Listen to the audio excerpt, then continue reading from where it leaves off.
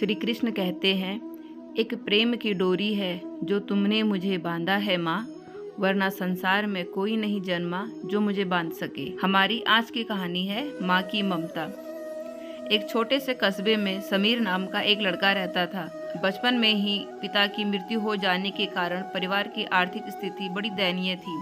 समीर की माँ कुछ पढ़ी लिखी जरूर थी, लेकिन उतनी पढ़ाई से नौकरी कहाँ मिलने वाली थी। सो घर घर बर्तन मांज कर और सिलाई बुनाई का काम करके किसी तरह अपने बच्चे को पढ़ा लिखा रही थी। समीर स्वभाव से थोड़ा शर्मीला था और अक्सर चुपचाप बैठा रहता था। एक दिन जब वो स्कूल से लौटा तो उसके हाथ में एक लिफाफा था। उसने माँ को लिफाफा पकड़ाते हुए कहा, माँ, मास्टर साहब ने तुम्हारे लिए ये चिट्ठी भेजी है, जरा देखो तो इसमें क्या लिखा है।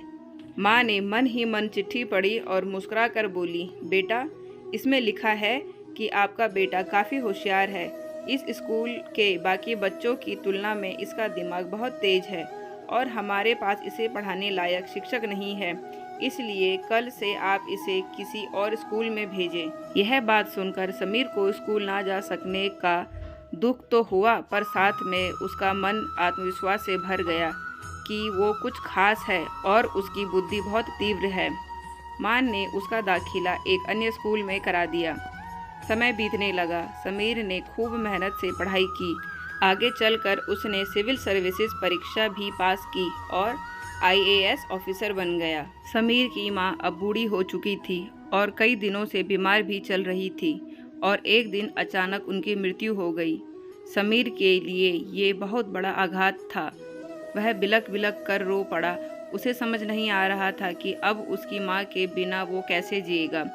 रोते रोते ही उसने माँ की पुरानी अलमारी खोली और हाथ में उनकी माला, चश्मा और अन्य वस्तुएं चूमने लगा। उस अलमारी में समीर के पुराने खिलौने और बचपन के कपड़े तक संभाल कर रखे हुए थे। समीर एक एक करके सारी चीजें निकालने लगा और तभी उसकी नज़र पुरानी चिट्ठी पर पड़ी। दरअसल ये वही चिट्ठी थी जो मास्टर साहब ने उसे 18 साल पहले दी थी। नम आंखों से समीर उसे पढ़ने लगा।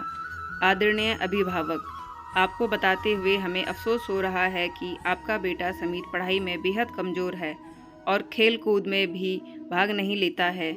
जान पड़ता है कि उम्र के हिसाब से समीर की बुद्धि विकसित नहीं हो पाई है, अतः हम इसे अपने विद्यालय में पढ़ाने में असमर्थ हैं। आपसे निवेदन है कि समीर का दाखिला किसी मंदबुद्धि विद्यालय में कराएं अथवा खुद घर पर रखकर इसे पढ़ाएं। सादर, प्रिंसिपल। समीर जानता था कि भले अब उसकी माँ इस दुनिया में नहीं रही, पर वो जहाँ भी रहे उनकी ममता, उनका आशीर्वाद सदा उस पर बना रहेगा। भगवान सभी जगह नहीं हो सकते, इसलिए उसने माएँ बनाई। माँ से बढ़कर त्याग और तपस्या की मूरत भला और कौन हो सकता है। हम पढ़ लिख लें, बड़े होकर कुछ बन जाएं, इसके लिए वो चुपचाप ना जाने कितनी कुर्बानियाँ देती है। अपनी ज़रूरतें मार कर हमारे शौक़ पूरा करती है। यहाँ तक कि संतान बुरा व्यवहार करे तो भी माँ उसका भला ही सोचती है। सचमुच माँ जैसा कोई नहीं हो सकता है। यह थी हमारी आज की कहानी। आशा करते हैं आपको कहानी अच्छी लगी होगी। अगर कहानी अच्छी लगी है तो चैनल को सब्सक्राइब, वीडियो को लाइक और आपको इस कहानी से क्या सीख मिली है इसे कमेंट सेक्शन में बताना बिल्कुल ना भूलें। मिलते हैं अगली वीडियो में, तब तक के लिए राधे राधे।